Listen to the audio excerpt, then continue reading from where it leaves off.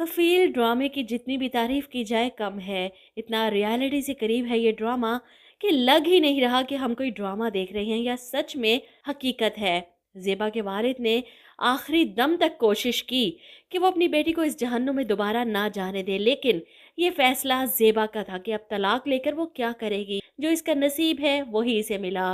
वो जामी के साथ आती है। जवाद साहब आखिरी वक्त तक इसे रोकते रहे और फिर जामी को धमकियां लगाती हैं कि कारोबार करो, कमाओ और मेरी बेटी की कफालत करो। जो कफालत नहीं कर सकता उस शख्स से किसी चीज़ की उम्मीद नहीं लगाई जा सकती। अपने ससुर के सामने तो जामी बड़े जब्त के साथ बैठा ये बातें सुनता रहा, लेकिन गाड़ी में बैठते ही जेबा को आड़े हाथों लेता है। तुम्हारा बाप अपने आप को समझता क्या है? मुझे बताओ कि तुम्हारे बाप को गरूर किस बात का है? कौन सा इसने अपनी जिंदगी में इतनी बड़ी इंडस्ट्रीज खड़ी कर दी हैं कि मुझे कारोबार करने के तरीके सिखा रहा है। अपनी बेटी को फर्नीचर तक वो दे नहीं सका, बातें करता है कारोबार की। एकदम से जामी का अंदाज बदलता है। गाड़ी में पेट्रोल नहीं है, मुझे पेट्रोल भरवाना है। पैसे है ना तुम्हारे पास कि वो भी तुम्हारे बाप ने दे कर नहीं भेजे? जेबा हैरत और बेयकीनी से जामी को देखती है। वो जानता था कि इसके पर्स में पैसे ज़रूर होंगे। गाड़ी का पेट्रोल फुल करवाता है, जेबा के पैसों से घर पहुंचता है तो जामी का बाप इससे भी बड़ा बेहिस इंसान बहू को देखते ही बातें सुनाना शुरू कर देता है। ये क्या तुम्हारे ख़ानदान ने नीच हरकतें शुरू कर दी हैं? जामी काम नहीं करता, कारोबार नहीं करता, इन्हें पता होना चाहिए। जामी काम नहीं करता तो क्या हुआ? भूखा तो नहीं रखा हुआ ना तुम्हें? इतने बड़े घर में याशियां कर रही हो। ऐसी जिंदगी तो ख्वाब होता है हर लड़की का। इतना अच्छा शोहर मिला, इतना फर्मा बरदार बेटा, इतना अच्छा खानदान, इतना बड़ा घर, और क्या चाहिए तुम्हें? मेरे बेटे जैसा सीधा साधा दामाद तुम्हारे घर वालों को कहीं भी नहीं मिलना था। बहरहाल जेबा अपने ससुर की बातें भी चुप करके बर्दाश्त कर लेती है, जैसे जामी की हैं। अब इसकी पूरी कोशिश होगी वो जामी को सुधारने की कोशिश कर सके। ऐसे में बुआ घर पर है नहीं, सारा काम जेबा पर आ जाता है। पूरे घर का काम संभालती है, खाना पकाती है, घर की सफाइयाँ करती है।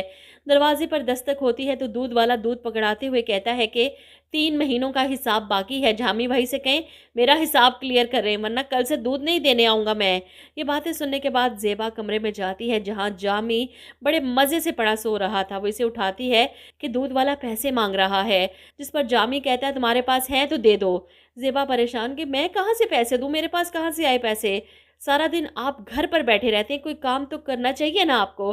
जिस पर जामी उठकर बैठ जाता है और जवाब देता है गुस्से से, क्या तुम अपने बाप की तरह मुझे ताने देना शुरू हो चुकी है सुबह सुबह? हर हम अमीर खानदानी लोग हैं, जायदाद वाले। पूरी जिंदगी भी ऐसे घर बैठा रहा ना तो गुजारा हो जाएगा मेरा। इस पर जेबा परेशान, इसे नहीं लगता कि वो जामी को सुधार सकती है या इसे किसी काम पर लगा सकती है। इसे पता नहीं किस बात का गुमान है। ऊपर से जेबा के वालिद इसका फर्नीचर भिजवा देते हैं। अब सारा फर्नीचर और चीज़ें जामी अपनी निगरानी में उतरवाता है और फिर जब गाड़ी वाले को और मज़दूरों को पैसे देने की बारी आती है तो जेबा के भाई पर डाल देता है कि खुद दो। फर्नीचर तो तुम ही लेकर आए हो ना, गाड़ी के मज़दूरों के पैसे तुम खुद दो। उस्मान परेशान कि जामी भाई मेरे पास कहाँ से आए पैसे? ये तो आपकी जिम्मेदारी है ना, फर्नीचर तो आपके घर आया है। लेकिन जामी तो हाथ खड़े कर देता है, मेरे पास कोई पैसे नहीं है। बहनोई की बातें सुनने के बाद उस्मान को बड़ा गुस्सा आता है। वो अब्बा से पैसे मंगवाता है, उन गाड़ी वालों को फारग करता है और फिर घर आकर अपनी माँ पर गुस्सा करता है। बहुत ही कंजूस है जामी भाई, इतने लालची इंसान तो मैंने अपनी पूरी ज़िंदगी में नहीं देखा। पता नहीं आपने जेबा बाजी को कहाँ फंसा दिया है। बेटे की बातें सुनकर यास्मीन बेगम शर्मिंदा हो रही हैं। वो फ़ोन करती हैं जामी को और अपने ससुराल से फ़ोन आता देख जामी फ़ोन ही काट देता है। इसे कोई ज़रूरत नहीं लोगों से बात करने की या इनकी कोई बात सुनने की। जेबा को दबा कर रखा है इसने, वो इसके सामने बोलती तक नहीं, इसके लिए यही बहुत है।